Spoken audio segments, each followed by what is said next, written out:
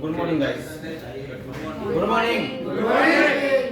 Good morning. Good morning. अपने resourcing use करते हैं कोई भी एक पेज पे। फॉर एग्जांपल कॉन्टेक्ट पेज है।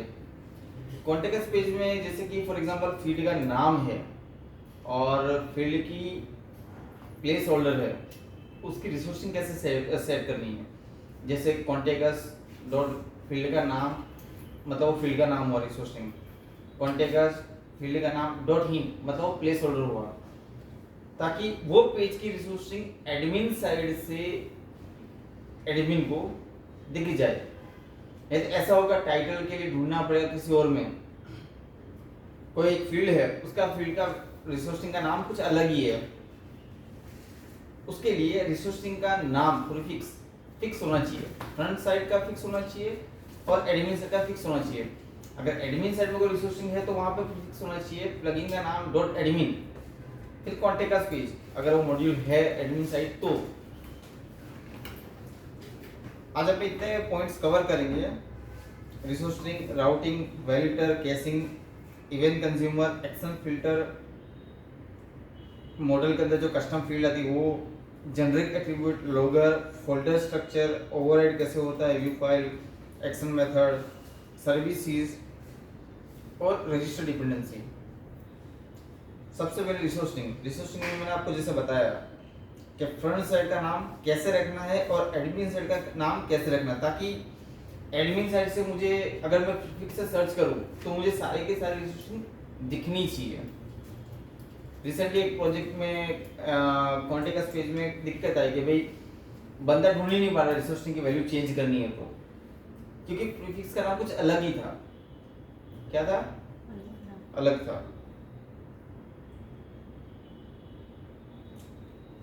अब एक्शन मेथड को ओवरराइड करना हो, सबसे पहले क्वेश्चन होता है कि भाई हमें कॉन्टेक्ट पेज में एक फील्ड डालनी है फोन नंबर की, जो नॉकर्स नहीं देता है। अगर वो फील्ड डालनी है तो क्या करोगे आप लोग? क्या करोगे? जोर से। कॉन्टेक्ट पेज के एक्शन मेथड को ओवरराइड करेंगे।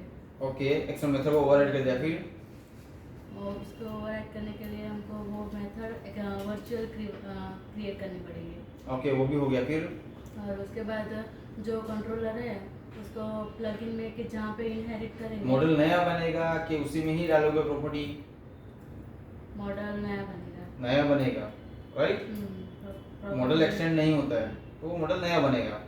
नया पूरी सारी की सारी फील्ड डालोगी तो सिर्फ वो जो नई फील्ड चाहिए वो ही इनहेरिट करोगी ना, ताकि सारी की सारी फील्ड वहां मिल जाए और सारी की सारी फील्ड के नाम मैन्युअली ना लिखना पड़े।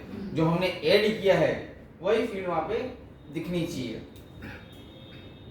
अब ओवरराइड, एक्शन मेथड को ओवरराइड करने के लिए आपको ओवरराइड कीवर्ड यूज करना है प्लगइन के अंदर, और सेम मेथड का नाम देना है आपको, एक्शन मेथड का नाम, ताकि वो जब भी कॉन्टेक्ट का पेज खुलेगा तो अपने प्लगइन में जो एक्शन मेथड है उस पर कॉल आएगा।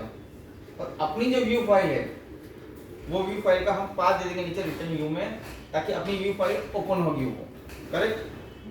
कोई कंफ्यूजन? अब हमें सर्विस और मॉडल फैक्ट्री ओवरराइड करनी है तो उसको डिपेंडेंसी इंजेक्शन में रजिस्टर करना पड़ता है अपनी नई सर्विस का नाम। कि आपको सर्विस का नाम तो अपने मैन्युअल देते हैं, कोई भी नाम दे तो कोई फर्क नहीं पड़ता उससे, पर जब इंप्लीमेंट करते हैं तो नॉकर्स की जो सर्विस होती है उससे हम इंप्लीमेंट करते हैं और उसके अंदर एक्सटेंड करके ओवरराइड करते हैं। क्या करते हैं? इसमें कोई कंफ्यूजन है? सर्विस कैसे ओवरराइड करनी है, मॉडल फैक्ट्री कैसे ओवरराइड करनी है? कुछ कंफ्यूजन? जो भी हो पूछ लो, ऐसा नहीं कि कंफ्यूजन है पूछ नहीं रहे हैं। रजिस्टर डिपेंडेंसी में प्लगइन के अंदर इस टाइप का कोड लिखा जाता है जिसके अंदर हम ऐड स्कोप करके जिस सर्विस को ओवरराइड करना है उसका इंटरफेस का नाम और हमारी नई सर्विस का नाम, बरोबर। व्यू फाइल ओवरराइड करना है। सब क्या करते हैं, खाली मुझे कॉन्टेक्ट सेट पे एक टाइटल डालना है, तो नॉर्मली पर्सन क्या करते हैं कि पूरी एक्शन मेथड को ओवरराइड करते हैं। क्या करते हैं? वैसा नहीं करना है। हमें क्या करना है, अपने प्लगइन में व्यू फाइल बनानी है। कोई भी नाम से बनाओ, कोई फर्क नहीं पड़ता, या सेम नाम से बनाओ तो ज्यादा बेटर। और वही फोल्डर स्ट्रक्चर फॉलो होना चाहिए कि थीम के अंदर डालो, व्यू फाइल के अंदर वो फाइल ऐड कर दो। और आपको व्यू लोकेशन एक्सपांडर के अंदर जाके वहां पे आपको पाथ देना है कि ये व्यू फाइल कॉल होगी तब हमारे प्लगइन से वो कॉल होनी चाहिए, ना कि सारी की सारी एक्शन मेथड को ओवरराइड करना है अपने को। करेक्ट। अब ओवरराइड में सबसे खाली इतना सा अपने को लिखना है व्यू लोकेशन फॉर्मेट के अंदर। अब ये क्या करता है कि अपने जो प्लगइन के अंदर अगर कोई भी व्यू फाइल आएगी तो सबसे पहले अपने प्लगइन में कॉल जाएगा, वहां ढूंढेगा कि अपने प्लगइन के अंदर वो व्यू फाइल है कि नहीं है। करेक्ट। अब कोई कंपोनेंट की व्यू फाइल ओवरराइड करनी हो तो सेकंड नंबर की मेथड लिखना कंपलसरी, क्योंकि उसको ढूंढने कहाँ जाना है, व्यू सेट के अंदर। करेक्ट।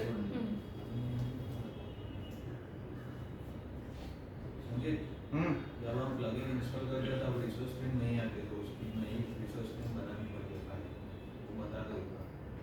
रिसोर्स स्ट्रिंग ऐड करते हैं तो रिसोर्स स्ट्रिंग इंस्टॉल प्लगइन जब इंस्टॉल होता है तो दो तरीके से रिसोर्स स्ट्रिंग ऐड कर सकते हैं। एक तो एक एक्सएमएल फाइल बना दो, उसको इंपोर्ट करा दो इंस्टॉल की मेथड के अंदर, या तो इंस्टॉल की मेथड थी वहां पे ऐड करवा दो, नोपपर्स में रिसोर्स स्ट्रिंग ऐड करवा दो। एक मिनट में दिखाता हूं।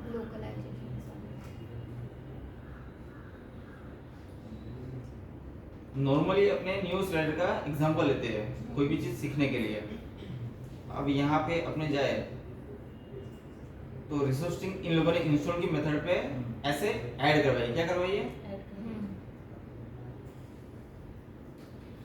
करेक्ट। और दूसरा तरीका है कि यहाँ पे आप सर्विस बना दो और एक्सएमएल फाइल से रीड करके ऐड करा दो सर्विसेज। पर इसमें एक चीज ध्यान रखनी है कि कभी कभी ये एरर भी थ्रो करता है। क्यों एरर थ्रो करता है, क्योंकि रिसोर्स स्ट्रिंग के नाम अगर डुप्लीकेट मिलेंगे तो सीधा प्लगइन इंस्टॉल नहीं होगा। करेक्ट। ये लोग डिफॉल्ट में भी यूज कर लेते हैं, वो नहीं करना। डिफॉल्ट में यूज नहीं करना है आपको।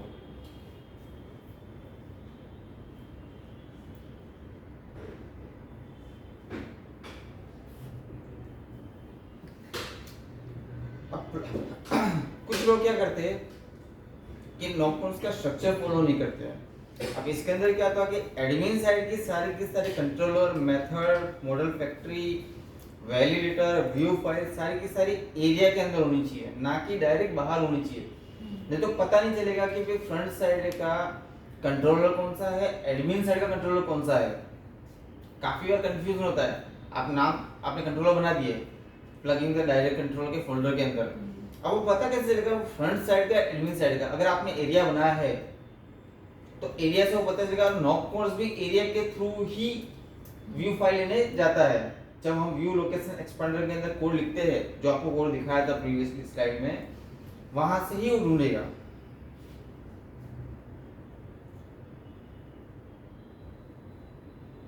ओके।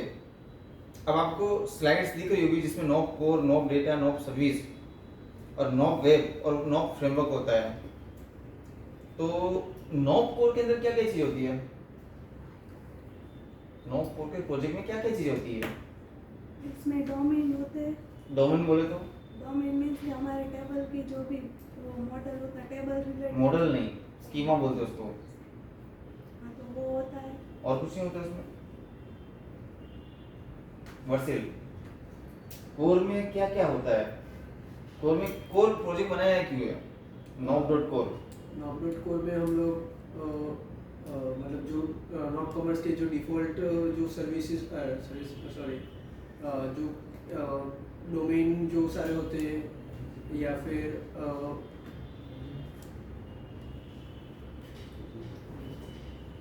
ओके। नॉप डेटा में क्या होता है? नॉप डॉट डेटा डेटाમાં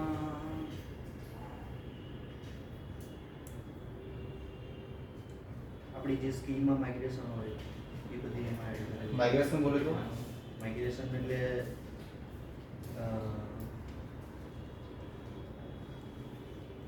જે બિલ્ડર ને એ બધું બનાવે ને આપણે ટેબલની સ્કીમા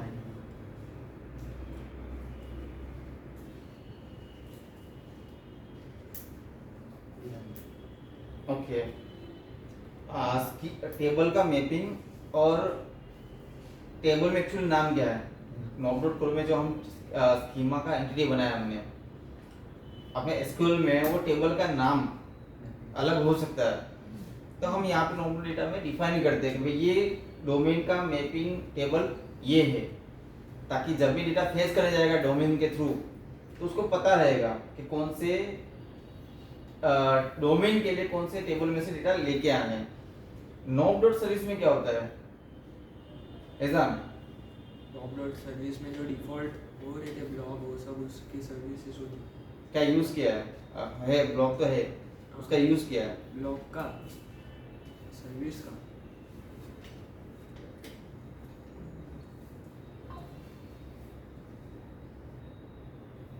हमें जो भी टेबल में जो हम मतलब टेबल में से अगर कोई डेटा लेना तो हम वो सारे जो भी टेबल के फंक्शन होते हैं वो हम सारे सर्विसेज में यूज़ करते हैं। तो वो सारी सर्विसेज जो डिफ़ॉल्ट की सर्विसेज होती है नॉप कॉमर्स की, वो हम सीधे नॉप डॉट सर्विस में से गेट करवाते हैं। ओके, सिंपल भाषा में अगर बोले तो जो क्रूड ऑपरेशन होता है इंसर्ट अपडेट डिलीट, सिंपली हम बोले क्रूड ऑपरेशन, इंसर्ट अपडेट के जितने भी ऑपरेशन होते हैं जितने भी, वो सारे के सारे नॉप डॉट सर्विस में होते हैं। मॉडल फैक्ट्री क्या करता है कि खाली वो बाइंड करता है डेटाबेस। आप देखना मॉडल फैक्ट्री में कहीं पे भी आई रिपोजिटरी नहीं लिखी होती है, वो सर्विसेज कॉल करता है। इन शॉर्ट जितने भी क्रूड ऑपरेशन होते हैं डेटाबेस के साथ वो सारे सर्विस में सर्विस के अंदर आते हैं। अब नॉप डॉट वेब में जाए तो नॉप डॉट वेब में क्या होता है कि भाई एडमिन का पूरा एरिया अलग है और फ्रंट साइड का पूरा एरिया अलग है। ओके, अगर मुझे खाली ऑर्डर के काउंट चाहिए तो नॉर्मली लोग क्या करते हैं, ऑर्डर की सर्विस कॉल करते हैं, उसमें से डेटा लेके आते हैं सारे के सारे, फिर डॉट काउंट लिखते हैं। क्या लिखते हैं? उसकी जगह पे आप ये भी कर सकते हो कि आप खाली वहां पे गेट ओनली टोटल काउंट को ट्रू भेज दो, तो वो क्या करेगा, खाली आपका काउंट लेके आएगा, रिकॉर्ड एक भी नहीं आएंगे एंटिटी के अंदर। ये जो एंटिटी रिटर्न करी ना आई पेज लिस्ट ऑर्डर, वहां पे एंटिटी एक भी नहीं आएगी, खाली काउंट आएगा आपको। अगर आप ध्यान से देखो टू पेज लिस्ट असिंक में अगर सर्विस कॉल करते लास्ट में ये लाइन लिखते हैं टू पेज लिस्ट असिंक, वहां पे कंडीशन चेक होती है कि गेट ओनली टोटल, मतलब ये क्या करेगा, अगर ये ट्रू है तो डेटा ऐड नहीं करने बैठेगा, वो यहाँ स्किप कर देगा, खाली काउंट लेके आया क्योंकि काउंट ऊपर उसने कॉल कर दिया है, डेटा एक भी ऐड नहीं होंगे। Generic attribute, okay, generic attribute का यूज क्या है? भौतिक तो कोई टेम्पररी मीन्स डेटा આપણે સ્ટોર કરવો હોય ને, ટેમ્પરરી બોલો, ટેમ્પરરી નહીં એટલે મીન્સ આપણે કઈ ડેટાનું માનો નોપ કોર્સ क्यों यूज करता है जेनरिक एट्रीब्यूट? કોઈ પણ સ્પેસિફિક વેલ્યુ રાખવા માટે नॉप कोर्स यूज क्यों करता है अभी करंट प्रोजेक्ट में? क्या सेव करता है नॉप कोर्स? कॉमर्स मान लो एडमिन साइड जो हमारी पैनल होती है तो वो ओपन क्लोज करने के लिए वो वैल्यू सेव करता है। फिर पुराने नो कॉमर्स में मतलब जूने वर्जन ओल्ड वर्जन में कस्टमर का first name last name save करता था, अब जो है वो टेबल में आ गया है। तो मतलब वो सारी सेटिंग्स जो होती है वो सेटिंग नहीं मतलब सेटिंग तो पूरा टेबल ही अलग है, मतलब ये कुछ स्पेसिफिक एट्रीब्यूट्स ही वो यहाँ रखता है जो हमें जरूरत जेनरिक एट्रीब्यूट का यूज किया नॉप कोर्स में। जैसे कि हमें कस्टमर में मतलब कोई भी एक्स्ट्रा फील्ड या कोई भी एंटिटी हमें एडिशनली ऐड करवानी है, जैसे कि बर्थडे या ऐसा कुछ, तो हम उसमें एट्रीब्यूट्स में डालकर हम सेव करवा सकते हैं। करेक्ट, वो पुराने में होता था, नए में बर्थडे हाँ, एट्रीब्यूट इसमें है। हाँ। अगर आप जेनरिक एट्रीब्यूट का टेबल देखोगे तो उसमें एंटिटी आईडी, की ग्रुप, की वैल्यू, स्टोर आईडी और क्रेडिट डेट। और होता क्या नॉट कोर्स में कि एंटिटी ये क्या है कि कोई भी टेबल के रिकॉर्ड, अगर फॉर एग्जांपल आप मैं आपको बोलूँ तो कॉन्टेक्ट का रिकॉर्ड रजिस्टर फील्ड है, रजिस्टर में एक फील्ड मुझे एक्स्ट्रा चाहिए कि भाई वो कस्टमर अफिलिएट है कि नहीं है, फॉर एग्जांपल बुलियन फील्ड है, तो मैं टेबल में एंट्री नहीं मारूँ कस्टमर टेबल में, मैं क्या करूँगा जेनरिक में वो सेव कर दूँ। कैसे सेव होगा? एंटिटी आईडी में कस्टमर की आईडी जाएगी, की ग्रुप में कस्टमर जाएगा और की में अफिलिएट जो वर्ड हमने यूज किया है उसकी वैल्यू जाएगी और स्टोर आईडी जाएगी।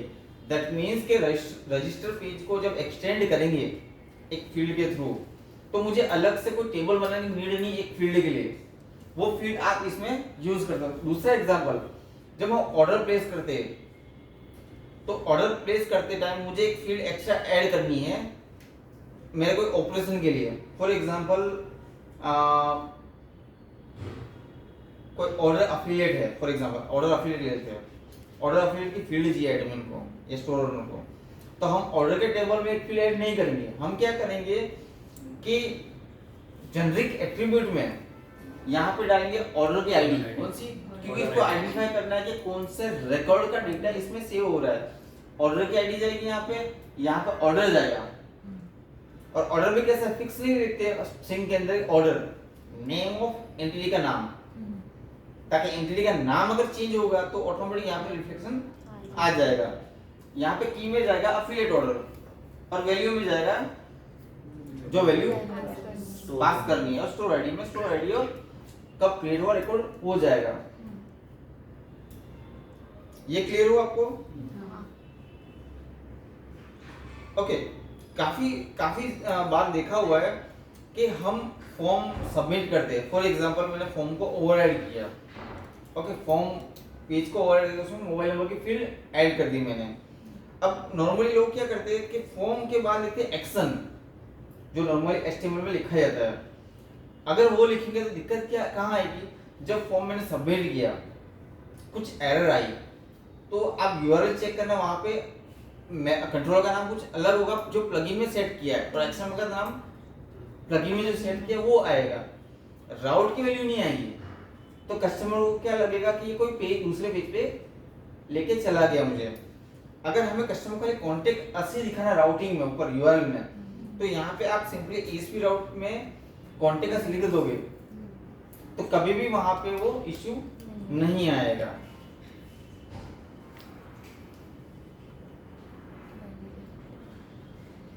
वैलिडेटर, अब वैलिडेटर में क्या होता है, नो पॉइंट्स क्या करता है कि सर्वर साइड और फ्रंट साइड दोनों वैलिडेट करता है। हम क्या करते हैं कि वैलिडेटर कोई फील्ड रिक्वायर्ड रखनी है, नॉर्मली पेज में क्या लिखते हैं नीचे अलर्ट में डाल देते हैं, वो गलत तरीका है। नो पॉइंट्स क्या कहता है, फ्लुएंट वैलिडेशन, फ्लुएंट वैलिडेटर की लाइब्रेरी है, उसके थ्रू ऐसा क्लास बनाएगा। ये क्लास कब कॉल होगा? जब आपका फॉर्म पोस्ट होगा और एक्शन मेथड जब हिट करेगी तब ये क्लास कॉल होगा और वहां पे वैलिडेट होगा कि ये डेटा रिक्वायर्ड है कि नहीं है। यहाँ पे आप डायनेमिक रिकॉर्ड भी चेक कर सकते हो। नो कॉमर्स काफी सारी चीजें डायनेमिकली चेक करता है, जैसे फोन नंबर वैलिड है कि नहीं है, बर्थ डेट वैलिडेट है कि नहीं है, प्रॉपर रेंज में है कि नहीं है, जो डेट फील्ड है वो उस रेंज में है कि नहीं है, वो यहाँ से वैलिडेट कर सकते हैं इंस्टेड यूजिंग अलर्ट मैसेज। वो तरीका गलत है क्योंकि कोई बंदा वेबसाइट में गया वहां से वो जावास्क्रिप्ट कोड हटा दिया तो वो तो क्लाइंट के लिए तो बग ही है ना वो तो ये यूज करना चाहिए वैलिडेटर क्लास।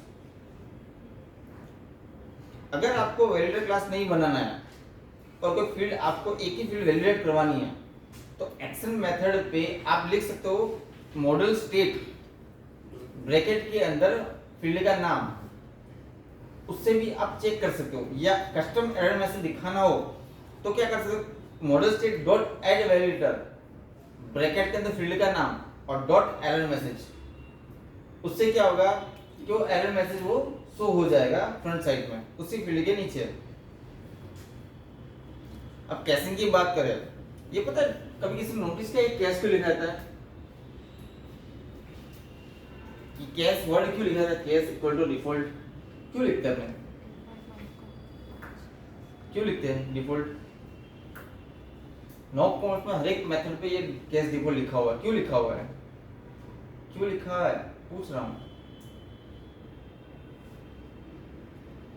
नहीं आइडिया। डिफॉल्ट कैशिंग माटे not get your point. Default caching माटे मतलब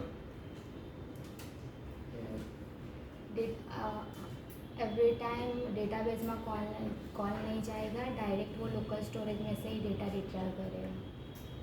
ઓકે વોઝિક ડિફોલ્ટ કેશ મીનિંગ નો કોમર્સ ડિફોલ્ટ કેશિંગ પ્રોવાઈડ કરે છે કે જેમાં કંઈ પણ વસ્તુ પરફોર્મ થાય ને ડેટાબેઝ થ્રુ તો એ આખું ક્લિયર કરાવે કેશિંગ.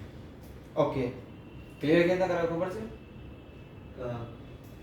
પ્રિફિક્સ થી બી થાય અને આખું ટેબલ નહીં પ્રિફિક્સ નથી લખ્યું મેં કેતા થાય મેં ખાલી ડિફોલ્ટ લખ્યું બસ બીજું કશું નથી લખ્યું. એની જે મેથડ છે એમાં જ બધું क्लियर करे. Okay let me explain.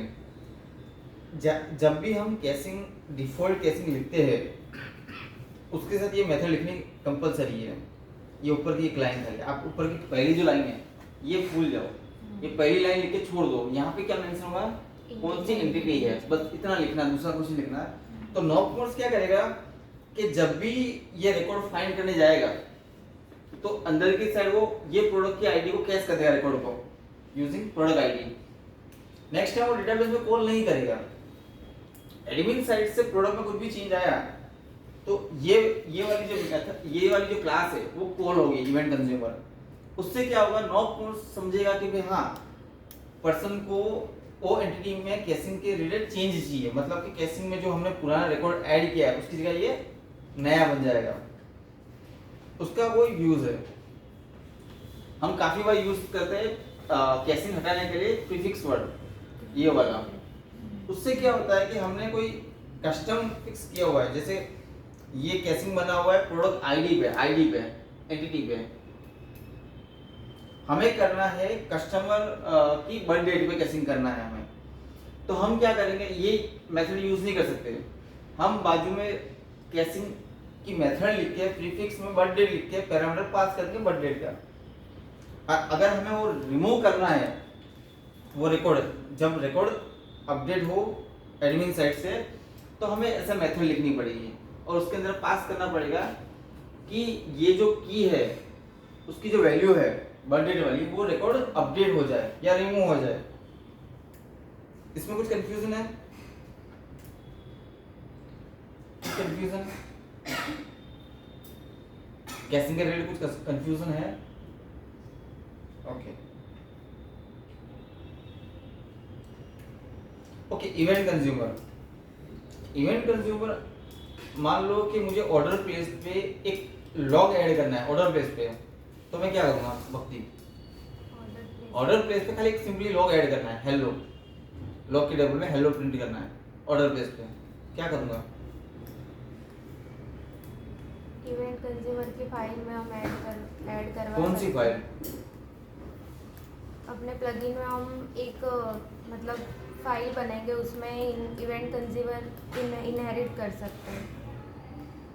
Knock course की ऑर्डर प्लेस की इवेंट नहीं है, ऑर्डर प्लेस की वो यूज नहीं कर सकते अपने, यूज कर सकते हैं. तो फिर क्यों फाइल बनानी नहीं?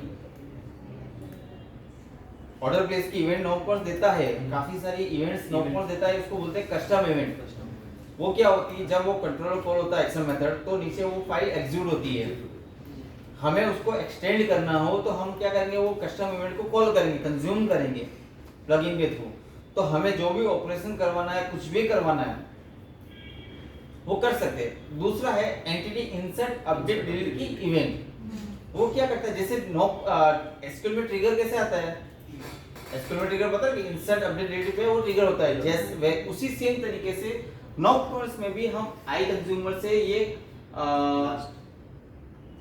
अगर लिखेंगे अपने, जैसे ऑर्डर के रिकॉर्ड में जब भी अपडेट हो कुछ भी रिकॉर्ड, तो हमें कुछ ऑपरेशन करवाना है अलग से उस कोड में चेंज किए बिना, तो वो चीज हम कर सकते हैं.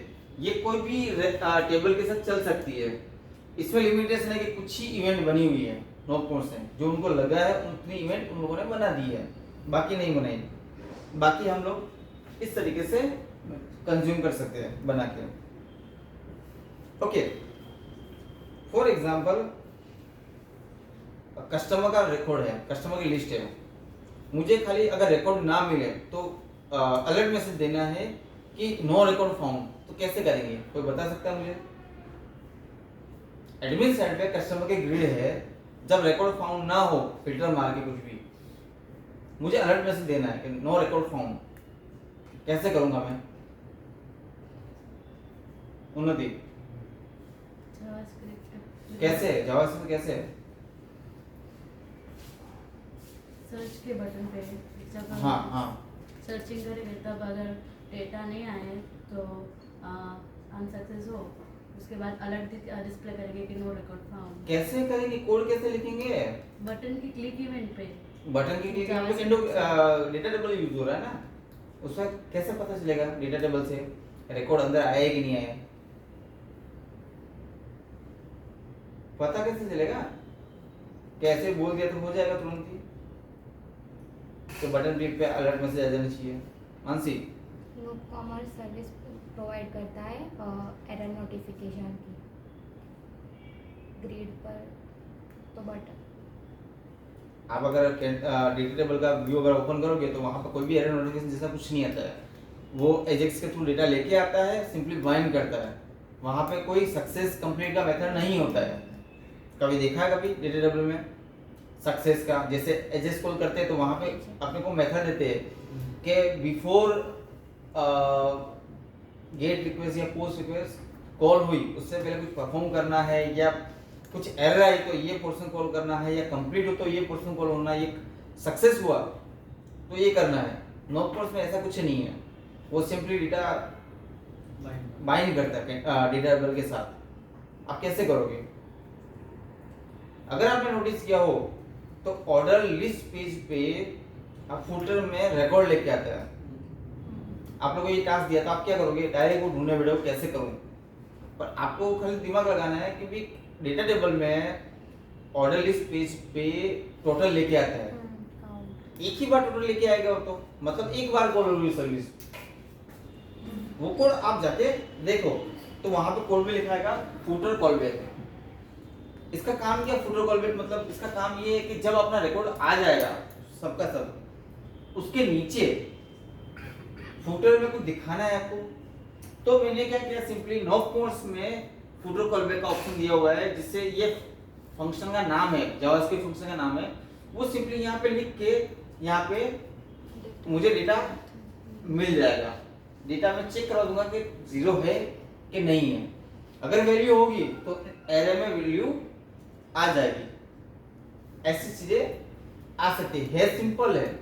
अपने को लगेगा खाली एरर मैसेज दिखाना है।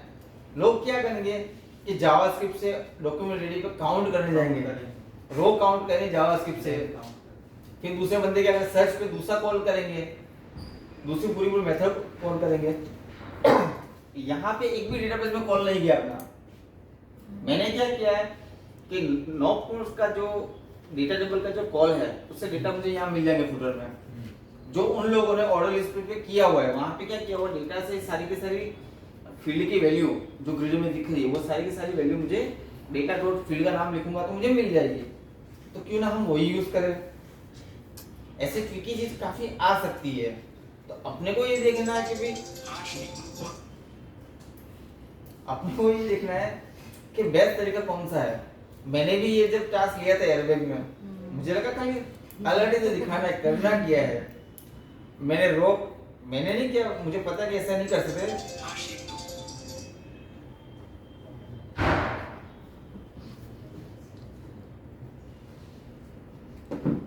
अपने को क्या करना है मुदीर?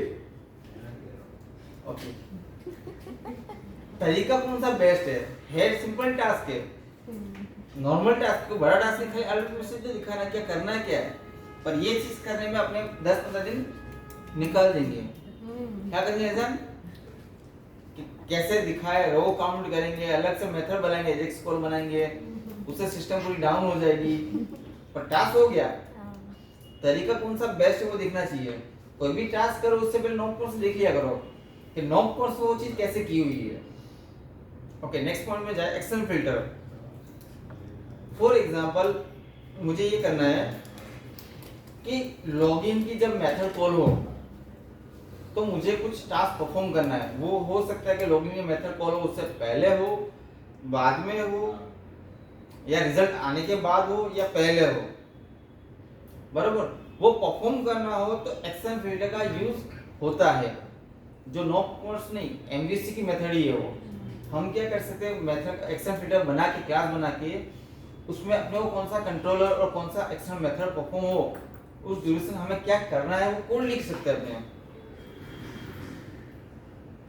ये एक एग्जांपल दिया हुआ है, इसमें अपने को दिखाएगा कि एक्सटर्नल मेथड का नाम क्या है, एक्सटर्नल नेम क्या है और कंट्रोलर का नाम क्या है।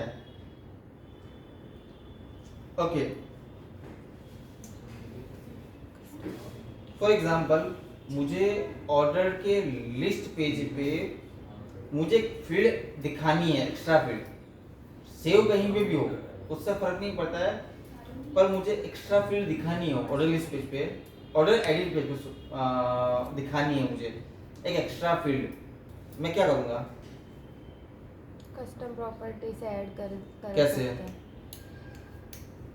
कस्टम प्रॉपर्टी ऐड करते हैं तब उसमें की और उसमें जो वैल्यू होगी वो मतलब पास करेंगे। हर एक मॉडल की बेस एंटिटी के अंदर एक एक्स्ट्रा फील्ड दी हुई है, मुझे मॉडल को चेंज करने की नीड नहीं है, एक फील्ड ऐड करने की नीड नहीं है। मैं क्या करूँगा कि model dot custom property bracket के अंदर डिक्शनरी डेटा टाइप है, उसके अंदर की नाम लूंगा और इक्वल टू वैल्यू डाल दूंगा। तो फ्रंट साइड में मुझे खाली ऐसे गेट करना है, मुझे खाली चेक ऐसे होगा कि वो फील्ड है कि नहीं है, और ऐड ऐसे होगा। करेक्ट? तो हमें मॉडल पूरा नया बनाने की नीड नहीं है या उसको इनहेरिट करने की नीड नहीं है, उसमें एक्स्ट्रा फील्ड ऐड नहीं करनी पड़ेगी मुझे। इतना सा किया, पोर्शन अपना काम हो गया, एकदम सिंपल और इजी वे से ही है। Okay, try case block. अब जब कुछ नॉर्मली हम लोग क्या करते हैं कि हर एक कोड के अंदर एक्शन मेथड हो या कंट्रोलर कुछ भी हो, हम ऊपर ट्राई केस डाल देते हैं। वो डालना सही नहीं है। उसकी जगह पे आपने ये भी तो कर सकते हैं कि जो रिकॉर्ड आ रहा है वो नलेबल है कि नहीं है, वो चेक कर सकते हैं। तो ट्राई केस ब्लॉक की नीड ही नहीं है। नॉर्मली मैंने देखा कि जो भी प्रैक्टिकल देने आते हैं, जिसने भी कोड किया प्रोजेक्ट में, वो लोग क्या करते हैं, सिंपली ट्राई केस ब्लॉक डाल देते ताकि फ्रंट साइड में एरर ना दिखे। वो तरीका गलत है। नॉकमोर्स ने कहीं पे भी कंट्रोलर और एक्शन मेथड पे कहीं पे भी ट्राई केस ब्लॉक नहीं डाला है। उन लोगों ने हर एक जगह पे नल हैंडल करवाया। नल हैंडल हमें लगे कि नहीं लगे कि भाई आएगा कि नहीं आएगा, फिर भी डालना है। कुछ एक केस में ऐसा होता है कि हमें श्योरिटी नल कभी आने वाला नहीं है, फिर भी डाल दो। अभी तो विजुअल स्टूडियो इतना स्मार्ट हो गया कि उसमें दिखाता है कि ये नल हो सकता है। आपने वैल्यू चेक क्यों नहीं करवाई नल की? गार्बेज कलेक्टर, किसी को पता गार्बेज कलेक्टर क्या है? पता है गार्बेज कलेक्टर क्या है? डॉटनेट में गार्बेज कलेक्टर मेमोरी मैनेजमेंट का हिस्सा है ये। फॉर एग्जांपल एक मेथड के अंदर हमने कोड कर दिया, वेरिएबल बना दिए, बराबर। वो मेमोरी ऑक्यूपाई करने के लिए, स्टोरेज करने के लिए डॉटनेट क्या करता है कि जो हार्ड डिस्क होती है उसके ऊपर डेटा स्टोर करता है, उसको क्लियर नहीं करता है। क्लियर कब होगा? जब एक मेथड बनाई है, मेथड में से रिटर्न हो जाएगा, उसके बाद वो क्लियर करेगा, क्योंकि जो स्टोरेज है उसका स्कोप उतना ही है। आपको पता होगा कि एक मेथड की जो वेरिएबल है वो दूसरे मेथड में कभी यूज नहीं होती है। या तो ऊपर कंट्रोलर में फील्ड में जाके आप वेरिएबल बना दो, वेरिएबल बना दिया, पर उसकी वैल्यू हमने कभी रिमूव नहीं की। हमने अभी तक रिमूव करने की भी प्रोसेस आती है, इक्वल टू नल कर दो। जब हमें पता है कि हमारा मेथड कॉल हो गया है, तो उसके बाद उस वेरिएबल का नाम इक्वल टू नल लिख दोगे तो मेमोरी में से वैल्यू रिमूव हो जाएगी वो वैल्यू। ओके, एक टेबल है जिसके अंदर फील्ड है, एक नया टेबल बनाया मैंने जिसके अंदर फील्ड है आईडी और ऑर्डर आईडी, बराबर। दो ही फील्ड है उसके अंदर। मुझे क्या करना है, उसकी सर्विस बनाई, उसमें से वो फील्ड दोनों फील्ड रिटर्न की मैंने। अब फ्रंट साइड पे मुझे दिखाना है ऑर्डर के सारे रिकॉर्ड। मैंने सर्विस बना के खाली दो फील्ड रिटर्न किए मैंने। नॉर्मली लोग क्या करते हैं सब कि जब वो रिटर्न होता है तो वहां पे पेज लिस्ट में क्या करते हैं कि अलग से कॉल करते हैं ऑर्डर फाइंड करने के, क्योंकि हमें टेबल से क्या मिला, एक आईडी और एक ऑर्डर आईडी की फील्ड। नॉर्मली बंदे क्या करेंगे कि जब वो सर्विस में से बाहर आएगा, जब हम पेज लिस्ट में, मॉडल लिस्ट में जब हम पास करते हैं तो वहां पे एक एक्स्ट्रा कॉल करते हैं, ऑर्डर की सर्विस कॉल करते हैं। मतलब जितनी बार वो घूमेगा उतनी बार डेटाबेस में कॉल जाएगा। मान लो 1000 बार 1000 रिकॉर्ड है दिखा रहे 1000 बार वो राउंड ट्रिप करेगा जो गलत है। उसकी जगह आप क्या कर सकते हो, जैसे कि मैंने नया टेबल बनाया उसका आप क्या कर सकते हो कि उसके थ्रू आप इनर जॉइन मार के यहाँ पे न्यू कीवर्ड करके आप वैल्यू असाइन कर सकते हो, इसी को ही रिटर्न कर दो। आप क्या कर सकते हैं, तो जितनी भी बार वैल्यू वो जो प्रिपेयर करने जाएगा वहां पे डेटाबेस में कॉल नहीं जाएगा। क्या नहीं जाएगा, तो राउंड ट्रिप नहीं हुआ, एक ही बार में डेटा सारे के सारे आगे जितने चाहिए थे उतने सारे के सारे। ओके, ये हमें ध्यान रखना है, ये गलतियां काफी बार होती है। लोग क्या करते हैं कि जो डेटाबेस से लेके आ गए फिर बाद में जब प्रिपरेशन होता है वहां पे डेटाबेस से वापस लेने जाते हैं। ओके, व्यू फाइल ओवरराइड का आपको समझा दिया मैंने ऑलरेडी कि व्यू फाइल कैसे ओवरराइड करनी है आई व्यू लोकेशन एक्सपेंडर से। ओके, अब मेरे कुछ क्वेश्चंस है जैसे आपके लिए फोर लूप और फोर इच लूप में डिफरेंस क्या है? लूप और फॉर ईच लूप में डिफरेंस क्या है? फॉर लूप एक्चुअली क्या करता है, इन जो एरे है ना वो इन प्लेस चेक करता है। फॉर लूप एक्चुअली डिफरेंट है, वो एरे को इन प्लेस से रिप्लेस नहीं करता। अगर अपन फॉर ईच लूप में किसी को रिप्लेस कर दिए तो उस एरे में ही रिप्लेस होगा, पर फॉर लूप में वैसा नहीं होता। Which one is faster? For loop Why? Why? It uses less memory. Okay, correct. तो हम नॉक कौन से फॉर इच लूप यूज क्यों करते हैं, कोई बता सकता है? भाई ने बोला कि फॉर लूप फास्ट है तो नॉक कौन से पागल है क्या, तो फॉर इच लूप यूज करते हैं।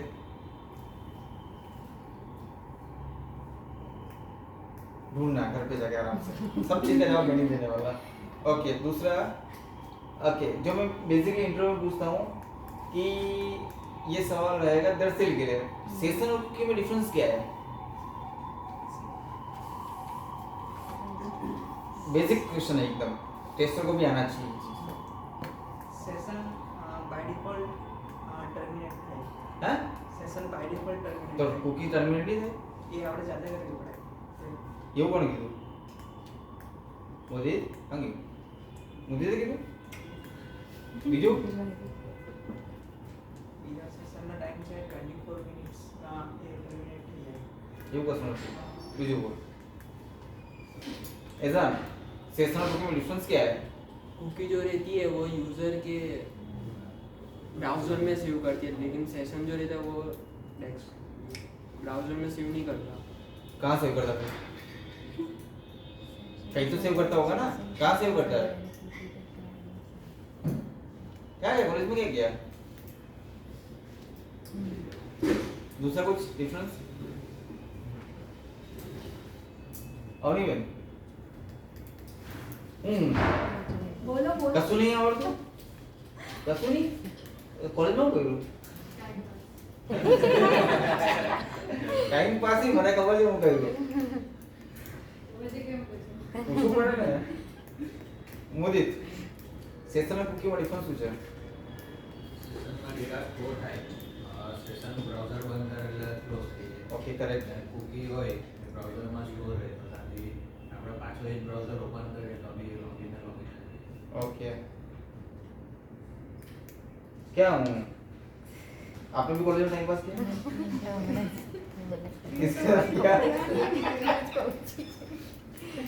बेसिक क्वेश्चन एकदम बेसिक क्वेश्चन है, अगर ये नहीं आए तो फिर क्या मतलब है? हम लोग किसी और का इंटरव्यू लेते हैं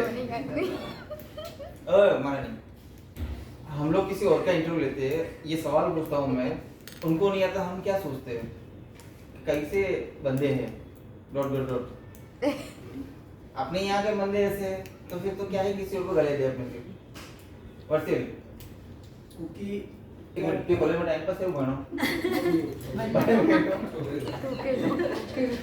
कुकी क्या होता है कि वो बहुत लिमिटेड स्टोर होते हैं, मतलब कुकी थोड़े टाइम मतलब उसका टाइम पीरियड थोड़ा कम होता है तो वो अपने आप भी डिस्ट्रॉय, हम जब क्लियर कैच करते हैं तो कुकी को भी हटा देता है।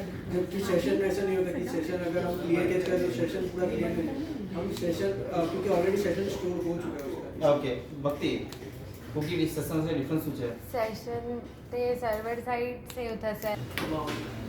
रिकॉर्ड हो रहा है આમાં એ કરેલું હતું બટ